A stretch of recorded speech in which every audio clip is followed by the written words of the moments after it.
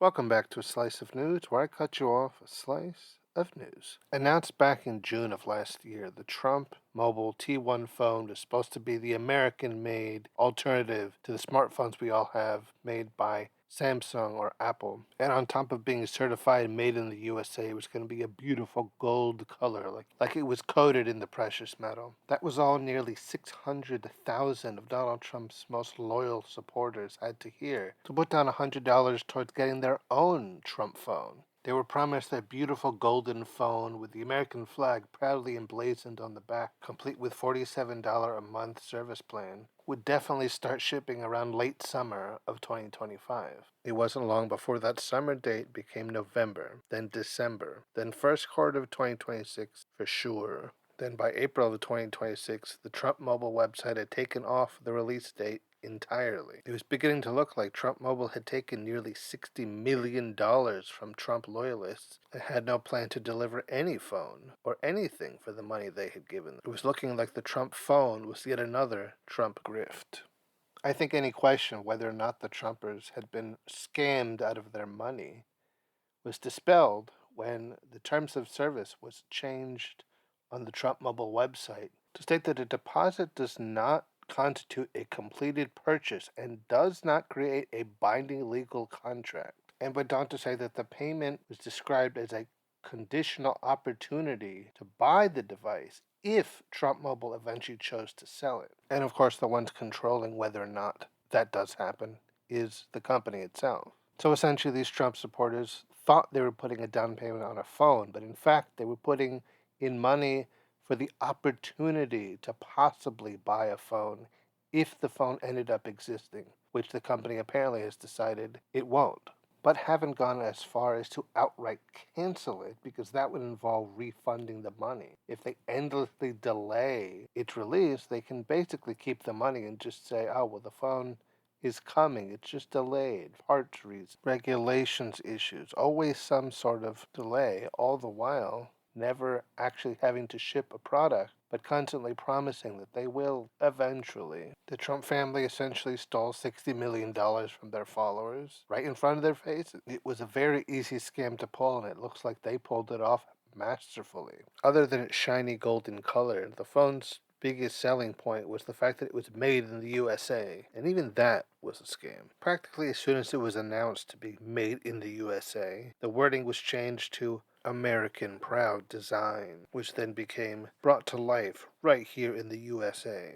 I think it'll come as no surprise that that wording means absolutely nothing. It has allusions to the USA in production, but stays away from actually saying that it's being produced in the USA, which makes sense. Since 8 months after it was announced, executives for Trump Mobile confirmed that the phone would not be produced in the United States. The majority of the manufacture would take place overseas, and the only part actually being done in the United States was final assembly of 10 of the last of the phone components, which would happen in Miami. Done in such a way that I guess they could point to their America made wording not being a complete lie, even though it was mostly a complete lie, since at least a majority of those supporters that put down their $100 did so under the assumption they were getting something American made, or at least mostly American made, while this phone was revealed to be mostly made in the same countries that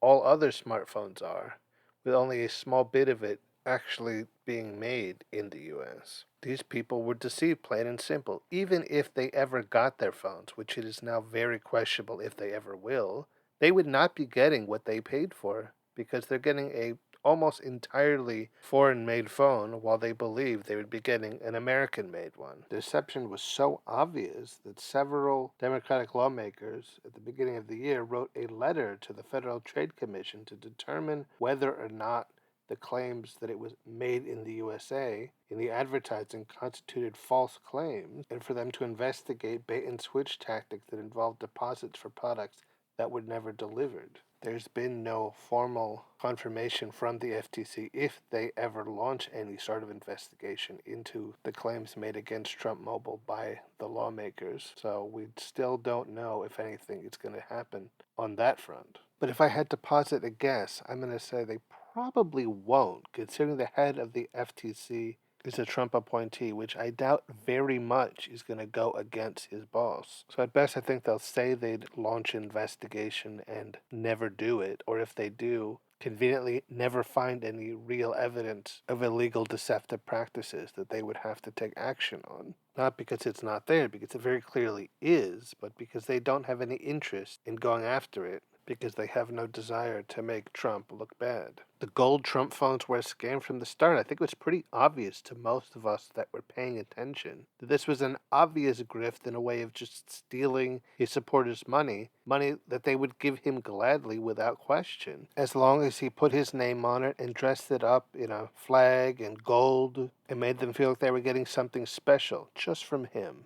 Made in America. While I think many assumed that what they would finally be getting was probably going to be a cheap Chinese phone covered in gold paint, the idea that there may never be a Trump phone at all and all that money simply will be taken with nothing at all delivered for it, somehow seems even more on brand for Donald Trump. More of his big promises that deliver absolutely nothing. And you really almost have to feel bad for them. Almost 60,000 of his loyalists truly believe that they would be getting a special gold Trump phone with their $100. Even though this was a guy with a proven track record of almost never delivering on the promises he makes and letting them down time and time again, surely this time would be different. But it's really looking like this time will not be different.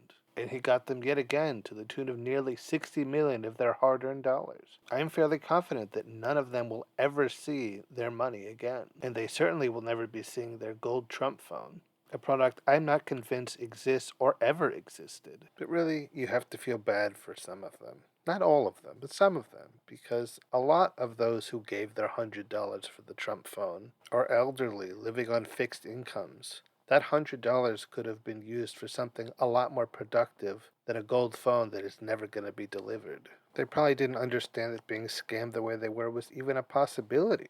They had full faith and full belief in Donald Trump, so if his name was on it and he was promising them a gold phone made in the US of A, that's what they were going to get.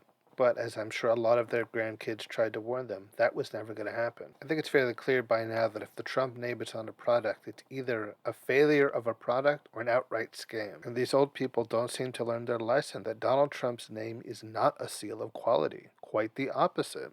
If a product has the Trump name on it, it's either going to be a disappointment or not exist at all in the case of this phone. But what is perhaps even more sad is the fact that so many of them refused to accept the fact that they're probably never going to get their money back or their phone. They're perfectly willing to be strung along over and over with, oh, it's supply chain issues, it's regulatory issues, it's the government shutdown, delaying it and delaying it further and further in what seems a pretty transparent attempt at never having to ship a non-existent product and therefore never having to refund anything, all while being able to convince the gullible Trump supporter that if they just wait long enough, the phone is coming. They all got duped hard, and you'd think as Trump supporters they would have to be used to it by now, because that seems to happen over and over again to them. They've sworn their allegiance to a known con man and liar. I don't really know what they expect. These Trump phones were clearly a scam. I don't know how they could ever not have been. I think them being cheap, gold-plated Chinese knockoffs were probably the best case scenario, because it was abundantly clear from the start they had no interest in ever delivering on any of the promises made regarding this phone.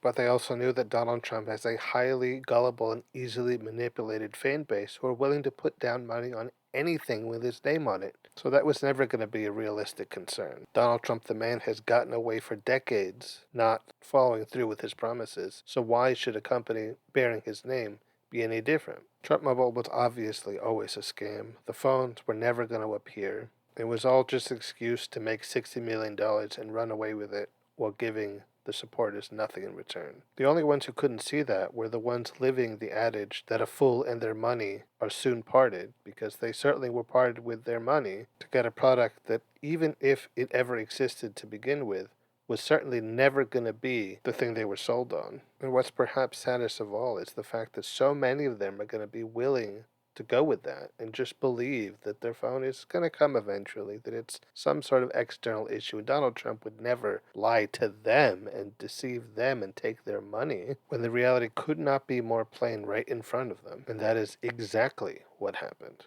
I suppose the final chapter in the Trump phone story has yet to be written, but I'm willing to bet that we've already seen where this story goes. And once again, Donald Trump will gleefully get away with fraud and deception and stealing his supporters' money, and no consequences ever being laid against him for it.